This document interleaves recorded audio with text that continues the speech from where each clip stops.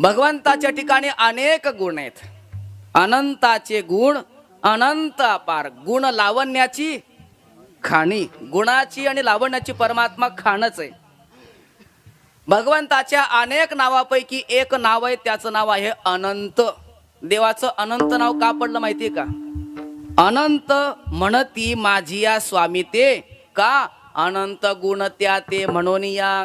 त्या परमात्म्यामध्ये अनंत गुण आहेत म्हणून त्याला अनंत असं म्हणतात. तुकोबारा म्हणतात किती गुण आहेत, तुझ्या गुणांचा पार लागत नाही. पार तुझ्या पार नाही गुणा माझी अल्पमती नारायणा भवतारकाली सुजाना ऐक विज्ञापना पायापासी.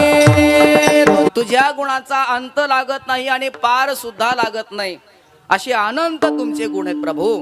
पण अनंत जरी गुण असले ना, त्या अनंत गुणामध्ये 6 गुण विशेष गुण आहेत. कोणते कोणते 6 गुण? श्री ज्ञानोबाराय म्हणतात ऐका. ऐका. यश, श्री, औदार्य, ज्ञान, वैराग्य, ऐश्वर्य हे 6 ही गुणवर्य वसती जेथ म्हणून तो भगवंतू. देवाला भगवंत का म्हणतात, भगवान का म्हणतात, याचं हे उत्तर आहे.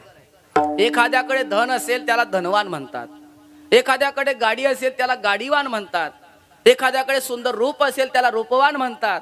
पण देवाला भगवान का म्हणतात? तर हे 6 गुण त्याच्याकडे आहेत. या 6 गुणांना भग असं म्हणतात.